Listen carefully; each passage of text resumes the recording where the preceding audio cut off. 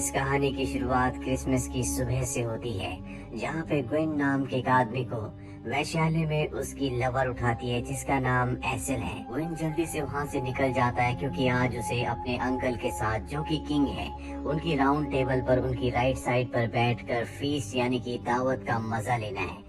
सबसे पहले वो अपनी मॉम से मिलता है। उसकी मॉम उसे डांटती है क्योंकि वो रात भर गायब था। हालांकि वो अपनी मॉम से झूठ बोलता है कि रात भर वो चर्च में था, पर उसकी मॉम उसकी बातों पर विश्वास नहीं करती और ना ही वो किंग की दावत में उसके साथ जाती है। ग्वेन के जाने के बाद ग्वेन की मॉम अपनी आंखों पर पट्टी बंधवाती है और एक लेटर लिखती है जिसे वो हरे रंग की मोहर से सील कर देती है। वहीं ग्वेन को दिखाया जाता है जो किंग के पास पहुंच जाता है जहां पर आज दावत है।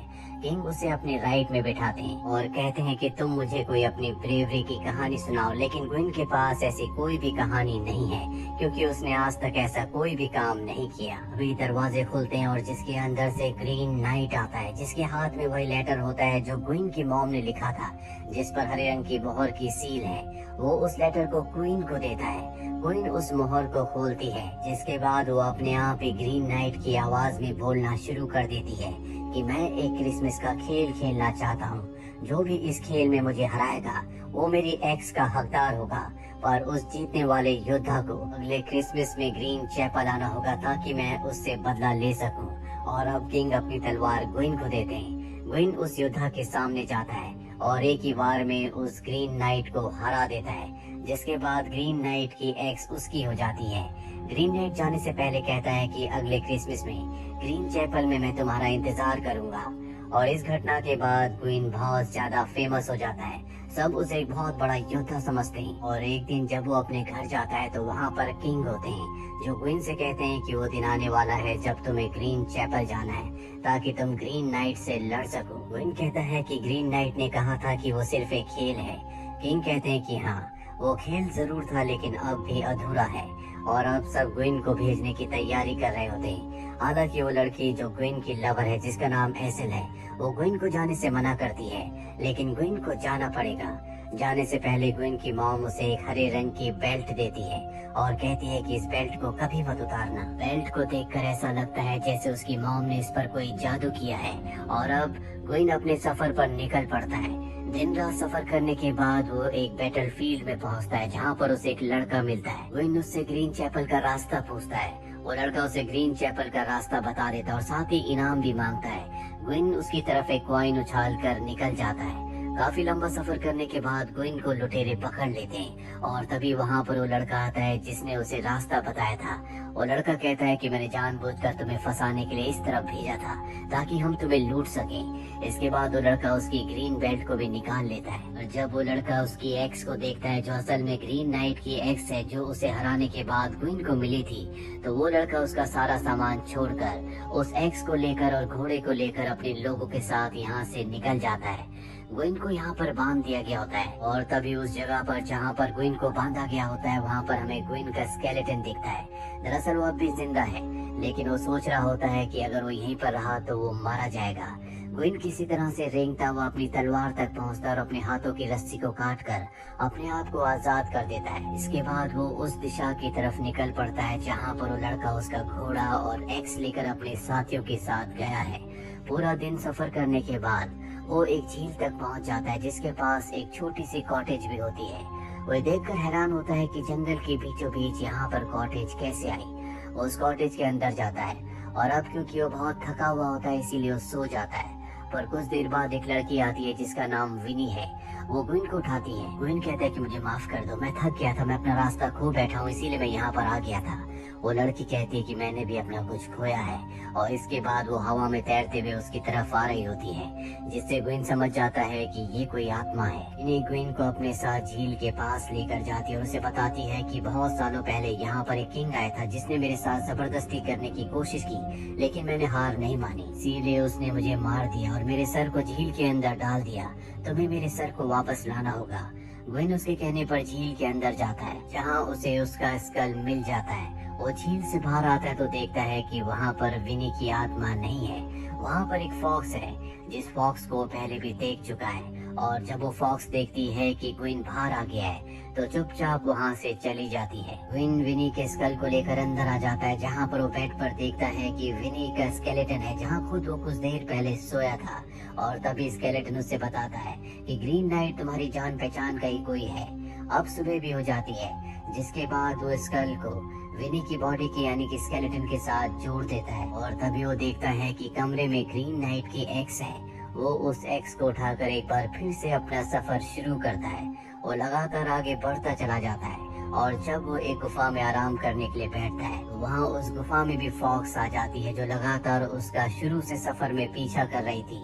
हालांकि ग्विन उसे भगाने की कोशिश करता है लेकिन वो नहीं भागती, जिसके बाद ग्विन उसे अपने पास बुला लेता है और इन दोनों की दोस्ती हो जाती है। कुछ देर बाद ग्विन एक बार फिर से अपना सफर करता है। ये दोनों के दोनों एक चट्टान तक पहुंचते हैं जहाँ पर ग्विन बड़े बड़े जायंट्स को देखता है। ग्विन उनसे कहता है कि आप मुझे अपने कंधे पर बैठाकर आगे छोड़ सकते हैं। तभी एक जायंट उसके पास आता है और वो ग्विन को उठाने वाला होता है कि फॉक्स सामने आ जाती है। फॉक्स जोर जोर से चिल्लाने लगती है, जिस वजह से वो जायंट वहाँ से चले जाते हैं। ग्विन फॉक्स के साथ अब एक दूसरे रास्ते से आगे बढ़ता है, लेकिन वो बहुत ज्यादा थक चुका है, उसके अंदर चलने की हिम्मत नहीं है। लेकिन तभी वो सामने एक कैसल को देखता है। ग्विन हिम्मत करके कैसल तक पहुंचता है, लेकिन कैसल के गेट पर ही वो बेहोश हो जाता है। जब उसे होश आता है तो उसके सामने कैसल का राजा होता है, जो ग्विन को बताता है कि मैंने तुम्हारी कहानी सुनी है, किस तरह से तुमने ग्रीन नाइट को हराया था। मैं तुम्हारा बहुत बड़ा एडमायरर हूँ। इसके बाद राजा ग्विन को अपने साथ ले जाता है, जहाँ पर वो ग्विन को अपनी मॉम से मिलवाता है, जिन्होंने अपनी आंखों में पट्टी बांधी होती है। साथ ही यहाँ पर राजा अपनी रानी से भी ग्विन को मिलाता है, जिसे देखकर ग्विन हैरान हो जाता है क्योंकि उसकी शक्ल हूबहू उसी की लवर एसन की तरह होती है। ग्विन यहाँ से निकलना चाहता है क्योंकि जल्द से जल्द वो ग्रीन चैपल पहुँचना चाहता है। राजा उसे कहता है कि ग्रीन चैपल यहाँ से कुछ ही घंटों की दूरी पर है और क्रिसमस में अभी 4 दिन बाकी है, इसलिए तुम्हें यहाँ पर आराम करना चाहिए और क्रिसमस की सुबह तुम यहाँ से ग्रीन चैपल के लिए निकल पड़ना।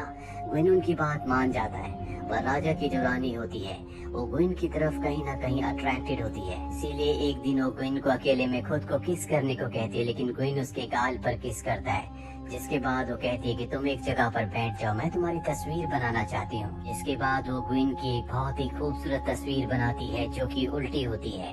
तस्वीर बनाने के बाद वो ग्विन के पास आती है और देखती है कि उसके गले में एक लॉकेट है। रानी पूछती है क्या ये किसी खास ने दिया है। वो मना कर देता है, जबकि ये उसकी लवर एसेल ने उसे दिया होता है। रानी उस लॉकेट को लेकर चली जाती है और रात को जब क्वीन अपने कमरे में होता है तो वहाँ पर रानी आती है।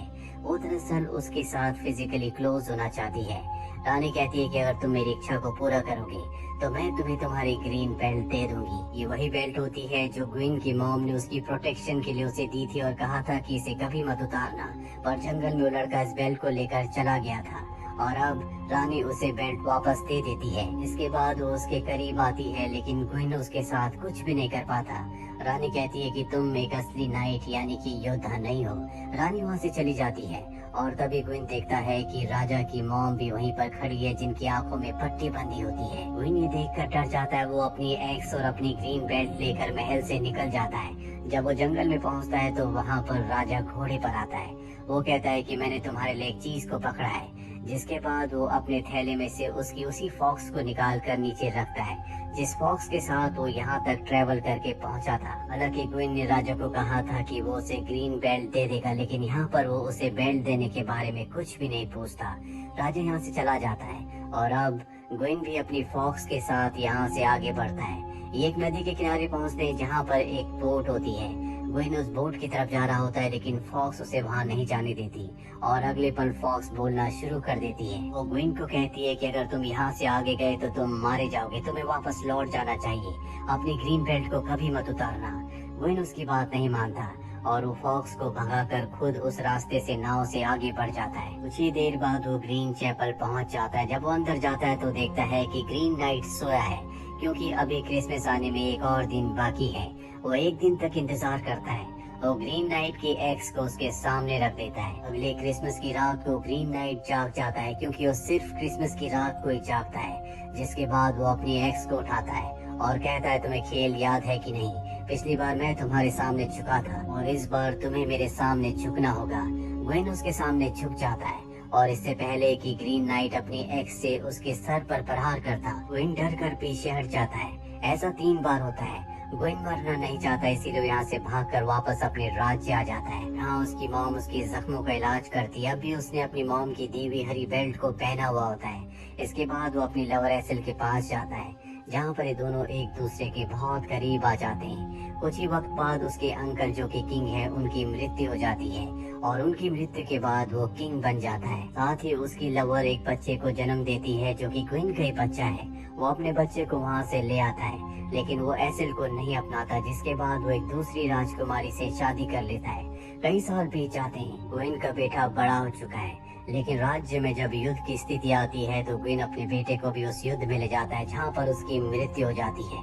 वो इस युद्ध को हार चुका है, इसीलिए जब राज्य वापस आता है तो सब उसका मजाक उड़ाते हैं, जिसमें एसेल भी होती है जो उसकी हार पर खुश होती है। यहाँ पर क्वीन की जो रानी होती है वो भी एक लड़की को जन्म देती है। कुछ सालों बाद उसकी बेटी बड़ी हो जाती है और अब एक दिन उसके कैसल को दुश्मन घेर लेते हैं, जिसके बाद क्वीन का पूरा परिवार उसे छोड़कर चला जाता है। क्वीन ने आज तक उस ग्रीन बेल्ट को नहीं उतारा जो उसकी मॉम ने उसे दी थी, लेकिन आज वो उस ग्रीन बेल्ट को उतार देता है, जिसके बाद उसका ताज नीचे गिर जाता है। फिर क्वीन वापस अपनी सेंसेस में आ जाता है, जहाँ पर अब भी वो ग्रीन चैपल में ग्रीन नाइट के सामने है। उसने अब भी ग्रीन बेल्ट को पहना होता है। वो अपनी ग्रीन बेल्ट को निकाल देता है और ग्रीन नाइट से कहता है कि तुम मुझे मारो, मैं तुम्हें अपने आप को मारने का पूरा मौका देता हूँ। लेकिन ग्रीन नाइट अब उसे नहीं मारता। वो कहता है कि सच में तुम एक अच्छे नाइट यानी कि अच्छे योद्धा हो, मैं तुम्हें नहीं मारूंगा।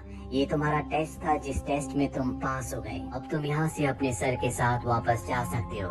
दरअसल क्वीन के साथ जो कुछ हुआ होता है उसकी मॉम ने किया होता है, क्योंकि वो जानती थी कि क्वीन एक लापरवाह इंसान है। वो अपनी जिम्मेदारियों से भागता है और वो उसे एक जिम्मेदार इंसान बनाना चाहती थी। इसीलिए कहानी की शुरुआत में उन्होंने जादू किया, जिससे उन्होंने ग्रीन नाइट को किंग के पास भेजा और इस पूरे खेल को रचा, जिस खेल में क्वीन अब पास हो चुका है। इस पूरी जर्नी के दौरान उसने बहुत कुछ सीखा है, इसीलिए अब वो एक बहादुर इंसान के साथ जिम्मेदार इंसान भी है। इसी के साथ ये कहानी यहीं पर खत्म हो जाती है। उम्मीद करते हैं कि ये कहानी आपको पसंद आई होगी।